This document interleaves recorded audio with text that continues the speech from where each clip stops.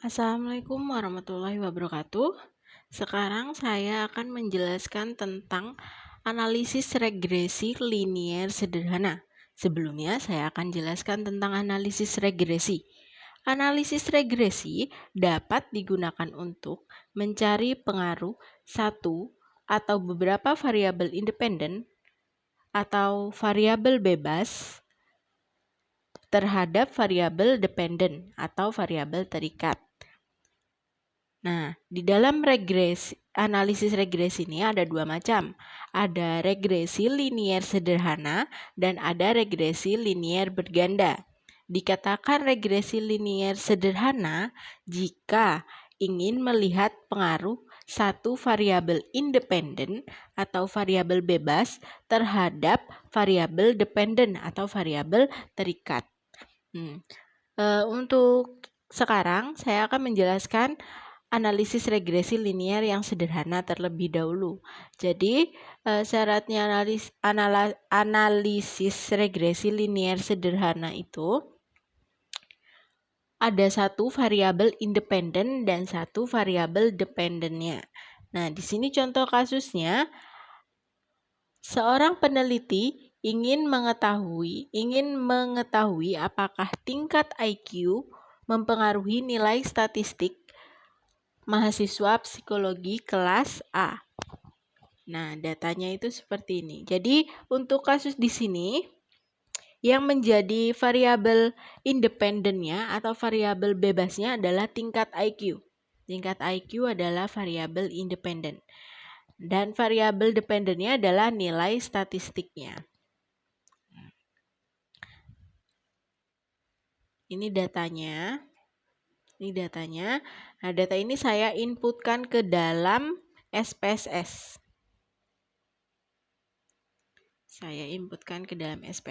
Nah, seperti ini. Ini variabel view-nya. Itu ada dua variabel, IQ dan nilai statistik. Tipenya numerik semua. Terus measure-nya scale semua. Karena mereka numerik. Berupa angka. Nah, di sini data view-nya kurang lebih seperti ini. Setelah kita inputkan datanya ke dalam SPSS, kita analisis regresinya, yaitu analyze regression linear. Nah, di dalam kolom dependen ini, pindahkan variabel dependennya. Kalau di sini itu nilai statistik ya, menjadi variabel dependen. Pindahkan, di independen ini variabel independennya, IQ. Nah, setelah itu di statistik, kita centang yang collinearity, Durbin-Weston, case-wise, all case. Pilihnya. Setelah itu continue. Terus di plot, kita masukkan S-recit ke Y, kolom Y. Dan Z-pred ke X. Setelah itu continue dan di OK. Akan muncul outputnya. Nah, di sini ada outputnya. Ada beberapa tabel ya. Nah, setelah outputnya muncul, kita akan interpretasikan hasil outputnya. Interpretasikan.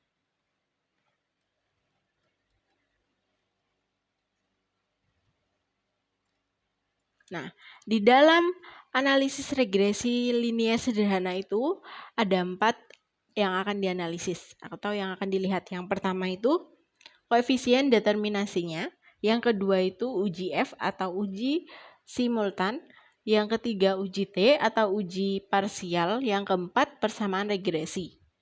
Nah, tahap analisisnya seperti ini. Yang pertama kita lihat dulu koefisien determinasinya. Kita lihat pada tabel model summary, koefisien determinasi ini digunakan untuk melihat besarnya pengaruh variabel independen atau variabel bebas terhadap variabel dependen atau variabel terikat. Nah, untuk regresi linier sederhana ini yang kita lihat sebagai koefisien determinasinya adalah R square. Jadi kita lihat di outputnya, tabel kedua, model summary-nya itu di bagian R-square.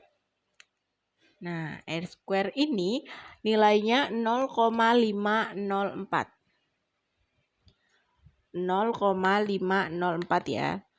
Lalu dikali dengan 100%. Sama dengan 50,4%. Jadi, besarnya pengaruh tingkat IQ terhadap nilai statistik adalah 50,4%. Seperti itu. Selanjutnya, yang kedua ada uji F atau uji simultan.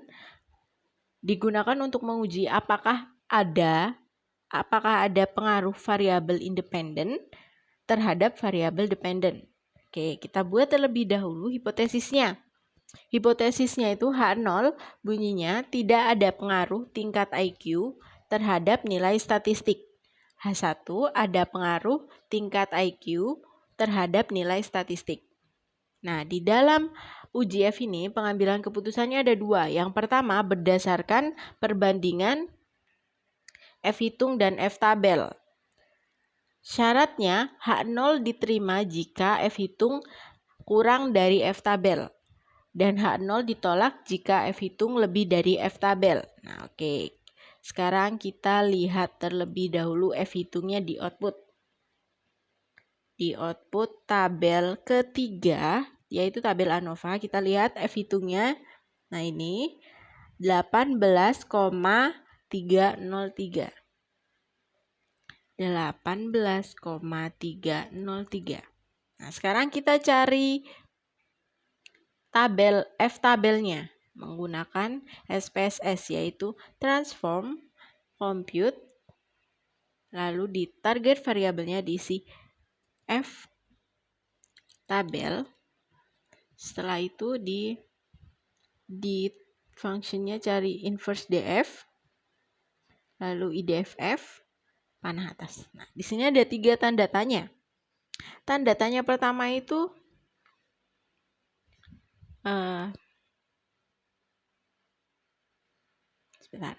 Tanda tanya pertama itu adalah prop, yaitu 0,95. Tanda tanya kedua itu adalah DF1, yaitu V-1. V itu variabel dikurangi 1. Tanda tanya ketiga itu DF2, yaitu N-V. Jadi banyaknya data dikurangi banyaknya variabel. Oke, sekarang kita balik lagi ke SPSS. Nah, di sini tanda tanya pertama kita isi 0,95. Tanda tanya kedua kita isi V-1. Variabelnya di sini ada 2, IQ dan nilai statistik. Dikurangi 1 jadi 1. Tanda tanya ketiga itu kita isi N-V. N-nya itu ada 20, V-nya itu ada 2. Jadi 18. Setelah itu di OK. Nah, di sini kita lihat di inputnya. F tabelnya yaitu 4,41. Diperoleh F tabelnya 4,41. Berdasarkan syarat nilai F hitung itu lebih besar dari F tabel, sehingga maka H0-nya ditolak. Nah, kesimpulannya adalah ada pengaruh tingkat IQ terhadap nilai statistik.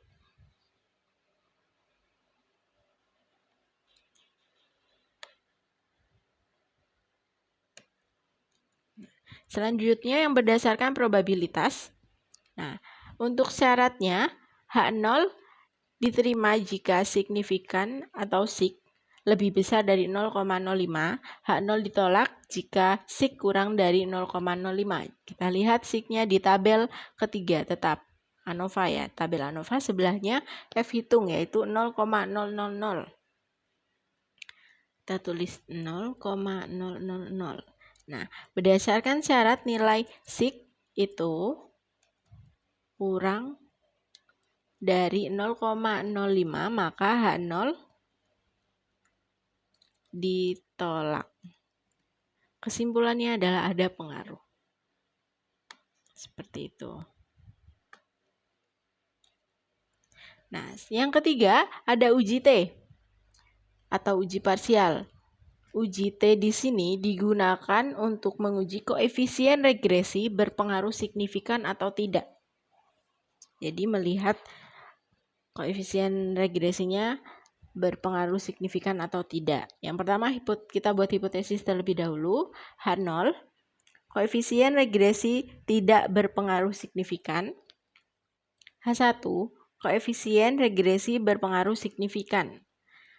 Nah, pengambilan keputusan dalam uji T ini ada 2 tahap juga, ada 2 cara. Yang pertama, berdasarkan perbandingan T hitung dan T tabel. Oke.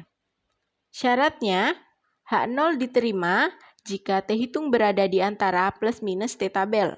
H0 ditolak jika T hitung tidak berada di antara plus minus T tabel. Oke, kita lihat dulu T hitungnya. T hitungnya kita lihat di tabel ketiga, tabel koefisien. Tabel koefisien ya. Di sini kita lihat yang IQ. Karena yang menjadi independennya itu IQ ya. Jadi kita lihat yang IQ T hitungnya, nah ini. Itu adalah 4,278. 4,278. Untuk mencari T tabelnya sekarang kita cari menggunakan SPSS, transform. Kita reset dulu. Nah, di sini kita ganti T tabel. Setelah itu inverse DF, setelah itu IDF T. Setelah itu panah atas. Nah, di sini ada 2 tanda tanya. Yang pertama kita isi propnya 0,975. Ya, tanda tanya kedua yaitu DF-nya. DF-nya adalah N min V. N-nya 20, V-nya 2. IQ dan nilai statistik yaitu 18. Oke. Kita lihat T tabelnya di input. Nah, di sini T tabelnya adalah 2,10. 2,10. T tabelnya plus minus 2,10. Nah, berdasarkan syaratnya, T hitung itu tidak berada di antara minus T tabel dan plus T tabel. Maka H0-nya ditolak. Sehingga kesimpulannya itu adalah koefisien regresi berpengaruh signifikan.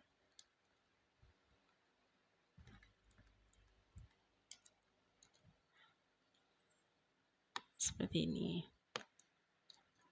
Selanjutnya, pengambilan keputusan selanjutnya itu ada berdasarkan probabilitas. Nah, syaratnya itu H0 diterima jika SIK lebih besar dari 0,05, H0 ditolak jika SIK kurang dari 0,05. SIK-nya kita lihat di outputnya. Output koefisien sebelah T itu 0,000 yang IQ ya, yang nomor 2. 0,000. Berdasarkan syarat nilai SIK itu kurang dari 0,05 sehingga H0 ditolak. Kesimpulannya adalah koefisien regresi berpengaruh signifikan. Seperti ini. Selanjutnya, kita lihat persamaan regresinya. Nah, untuk persamaan regresi linier sederhana adalah Y sama dengan C plus B1 dikali X1. Nah, biasanya ada juga yang menganggap C ini adalah B0. Itu sama saja. Nah, keterangannya di sini Y itu adalah variabel dependent atau kalau di kasus ini adalah nilai statistik. X1 itu variabel independent atau tingkat IQ. Nah, koefisien variabel tingkat IQ adalah B1. Nah, untuk C-nya adalah konstanta. Di sini kita lihat nilai C dan B1-nya di outputnya.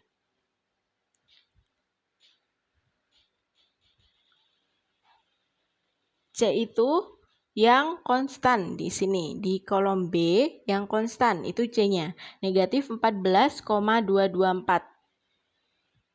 Kita tulis Y sama dengan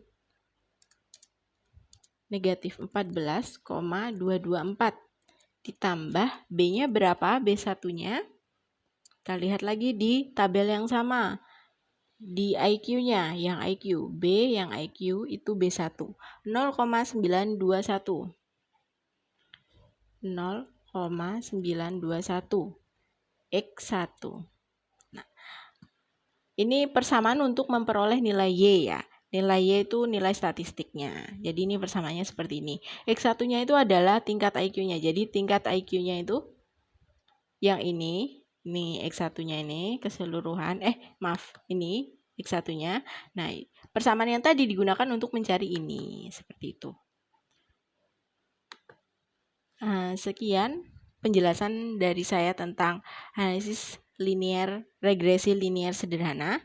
Kurang lebihnya mohon maaf. Wassalamualaikum warahmatullahi wabarakatuh. Terima kasih.